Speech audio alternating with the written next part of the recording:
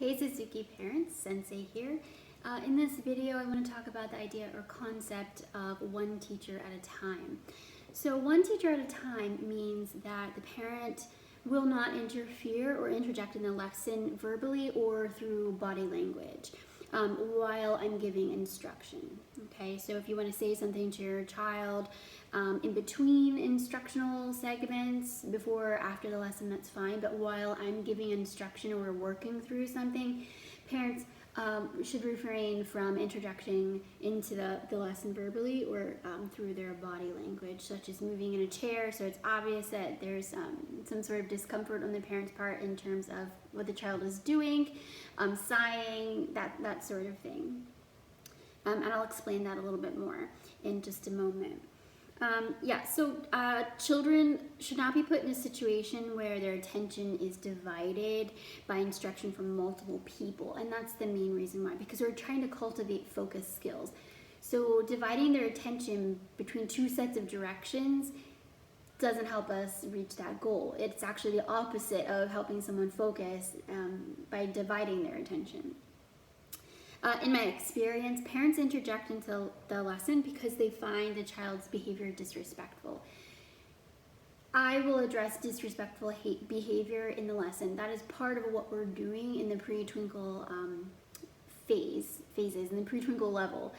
So if a child's behavior is disrespectful, I will address it, and we do that with Spark. So there's a video around somewhere about Spark and what we're doing there, so that explains it further.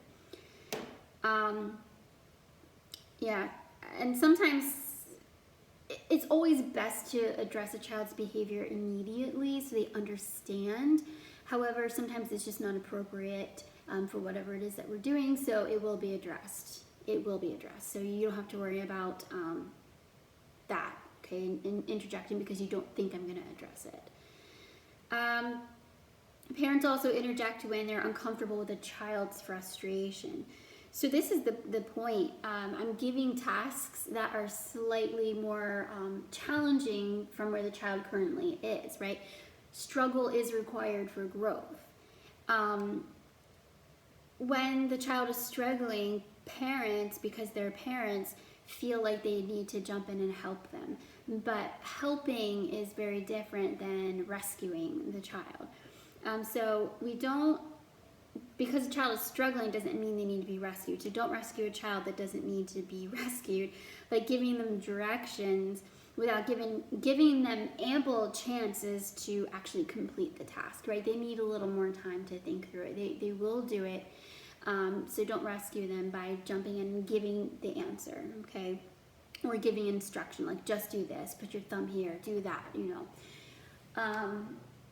One, I might be trying to decide where they're at on this skill, right? I'm trying to understand whether or not they understand or they've mastered it. Can they come up with the answer on their own?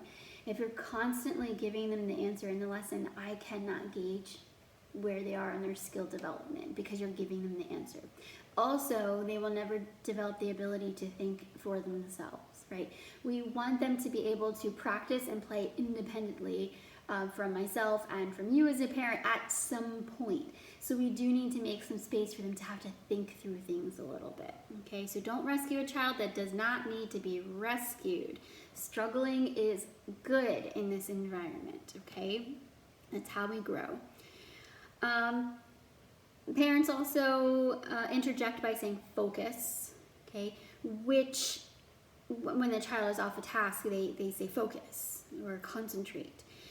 This is a distraction, actually, from the lesson. So the child is supposed to be listening to me and focusing on me and what we're doing, but when you say focus, then their attention goes to you and not what they're doing with me, okay? And it's not as simple as focus. If it were as simple to give your child skills in this area, I mean, it would be a one and done deal. Focus, and then we never have any attention problems again whatsoever. So children must learn how to focus. Saying focus doesn't tell them what to do. It doesn't give them instruction on how to build that skill. They don't know what focus is, right? So saying the word isn't going to help.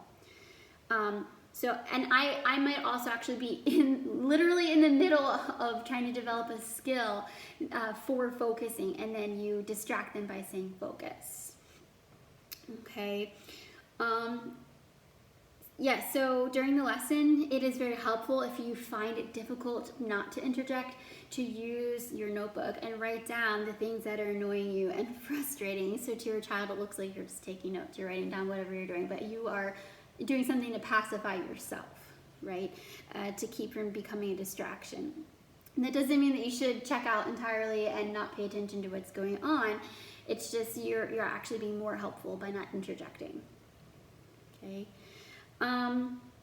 Yeah, so I mean, when children are not focused in the lesson, it could be any number of things. It could be the hole in their sock that they're wrestling with that's uncomfortable. They could be playing with the sleeves of their shirt because they're too long and they're in the way.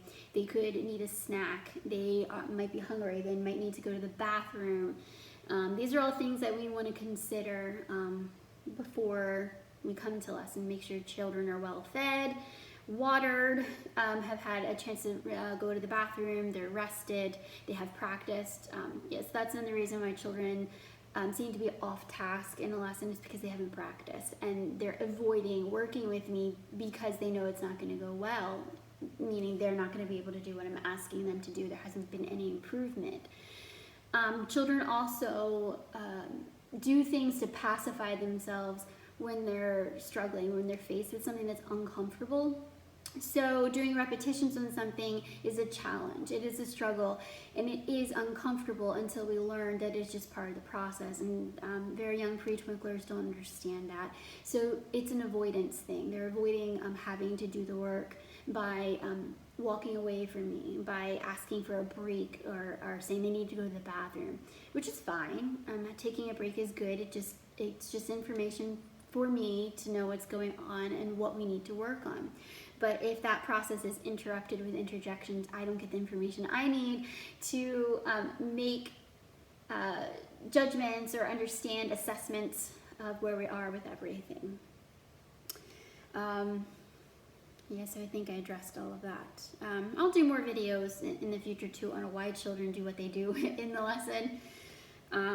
So it's easier for parents to understand that it's not necessary to jump in and save them, and I'll deal with the behavior and why they're doing that behavior. They're not just trying to be disobedient or unfocused just to drive us, up the wall. So keep in mind that I already know that you're a great parent and that you care about your child's education. I mean, that's why you're here, right? You're involved. You would not be involved in this method. There's a lot of parent involvement here, okay? If you didn't want to be involved in your child's lesson, you would put them in traditional lessons, right? You're here because you want to be involved. I already know that, and I already know that you're a good parent. And a lot of times parents interject because they want me to know that. They want me to know they understand what the child needs to be doing. They want me to know that they feel the child's behavior is disrespectful and they don't want the child to behave that way towards me. But just remember that this is a shame-free studio, so I'm not judging you at all.